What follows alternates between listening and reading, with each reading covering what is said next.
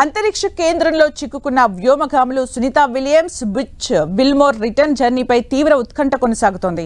ఇప్పట్లో భూమి మీదకు వచ్చే సూచనలు ఏవీ కనిపించడం లేదు. వ్యోమగాముల రిటర్న్ జర్నీపై నాసా తాజాగా కీలక అప్డేట్ ఇచ్చింది. భూమిపైకి వీరిద్దరి తిరుగు ప్రయాణం ఈ ఏడాది లేనట్లేనని స్పష్టం చేసింది నాసా. వారిద్దరిని 2025 ఫిబ్రవరిలో తిరిగి తీసుకువస్తామని ప్రకటించింది. అంతేకాదు వ్యోమగాముల తిరుగు ప్రయాణానికి స్పేస్ ఎక్స్ సహాయం తీసుకోవాల్సి రావచ్చని భావిస్తోంది.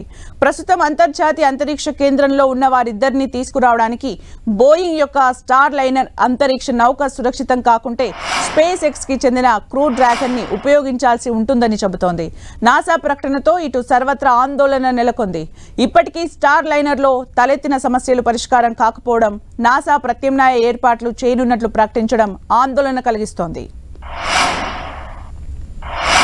వాస్తవానికి జూన్ 14న ఆమె తిరిగి రావాల్సి ఉండగా సాంకేతిక సమస్యల కారణంగా ప్రయాణం వాయిదా పడింది. ఆ తర్వాత జూన్ 26వ తేదీకి సునీత విలియమ్స్ రిటర్న్ జర్నీ మారింది. కానీ ఇప్పటికీ రిటర్న్ జర్నీపై క్లారిటీ రాలేదు. విమానాల తయారీ దిగ్గజం బోయింగ్ సంస్థ తొలిసారి అభివృద్ధి చేసిన స్టార్ లైనర్ స్పేస్ క్రాఫ్ట్ ను ప్రయోగాత్మకంగా పరీక్షించేందుకు సునీత విలియమ్స్ తో పాటు అమెరికాకు చెందిన మరో వ్యోమగామి విల్మోర్ జూన్ 5వ తేదీన అంతర్జాతీయ అంతరిక్ష కేంద్రానికి చేరుకున్నారు. అయితే నింగిలోకి దూసుకెళ్తున్న క్రమంలో అందులో సాంకేతిక సమస్యలు తలెత్తాయి. 28 థ్రస్టర్లకు గాను 5 మొరాయించాయి.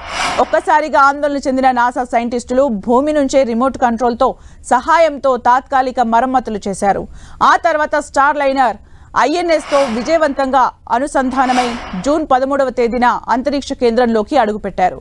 సునీత విలియమ్స్ తో పాటు విల్మోర్ సురక్షితంగా అక్కడికి చేరుకున్నారు. స్కెడ్యూల్ ప్రకారం వారం తర్వాత స్టార్ లైనర్లోనే వ్యోమగాములు సునీత విలియమ్స్, విల్మోర్ తిరిగి రావాల్సి ఉంది. కానీ దానికి పూర్తి స్థాయి మరమ్మతులు చేస్తే తప్ప అంతర్జాతీయ అంతరిక్ష కేంద్రం నుంచి బయలుదేరలేరని పరిస్థితి నెలకొంది. మరోవైపు స్పేస్ ఎక్స్ క్రూ 9 మిషన్లో భాగంగా నాసా వ్యోమగాములు Zena Cardman, Nick Hague, Stephanie Wilson, Alexander Gorbunov ఈ నెల 18న అంతర్జాతీయ అంతరిక్ష కేంద్రానికి బయలుదేరాల్సి ఉంది. స్కెడ్యూల్ ప్రకారం 23వ తేదీ నాటికి INS కు చేరాల్సి ఉంది. కానీ అంతర్జాతీయ అంతరిక్ష కేంద్రం నుంచి స్టార్ లైనర్ వెనక్కి వస్తే తప్ప క్రూ 9ను పంపడం కుదరదు. దీంతో ఏం చేయాలో అర్థం కాక నాసా సైంటిస్టులు తలలు పట్టుకుంటున్నారు.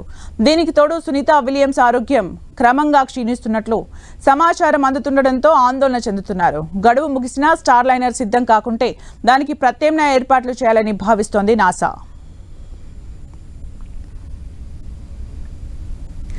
బోయింగ్ సంస్థ రూపొందిన స్టార్ లైనర్ స్పేస్ క్రాఫ్ట్ ను ప్రయోగాత్మకంగా పరీక్షించేందుకు భారత సంతతికి చెందిన వ్యోమగామిని సునీత విలియమ్స్ తో పాటు బుచ్ విల్మోర్ బయలుదేరారు. ఈ రోదసి యాత్ర మొదటి వారం రోజులు అనుకున్నారు. కానీ యాత్ర గడువును క్రమంగా పెంచారు. వ్యోమ నౌకలో తలెత్తిన సాంకేతిక కారణాలతో ప్లాన్ అడ్డం తిరిగింది. రోజులు గడుస్తున్నా నేటికి క్లారిటీ లేకుండా పోతోంది. వ్యోమగాములు అంతరిక్ష కేంద్రంలో ఉన్నారు. 28 థ్రస్టర్లకు గాను 5 వర్క్ చేయడం లేదు. తిరిగి భూమి మీదకు రావాలంటే తప్పకుండా 28 థ్రస్టర్లు పనిచేయాలని సైంటిస్టులు చెబుతున్నారు. స్పేస్ నుంచి రిపేర్ చేసే ఛాన్స్ అయితే కనిపించడం లేదు. అలాగని భూమి నుంచి రిపేర్ చేస్తున్న థ్రస్టర్లు సరిగా స్పందించడం లేదు. దీంతో నాసా సైంటిస్టులు సందిగ్ధంలో పడ్డారు. అంతేకాకుండా స్పేస్ క్రాఫ్ట్ లోని సర్వీస్ మాడ్యూల్లో 5 చోట్ల హీలియం గ్యాస్ లీక్ అవుతోందట. ప్రస్తుతం వీటికి సంబంధించిన మరమ్మతులు చేస్తున్నారు.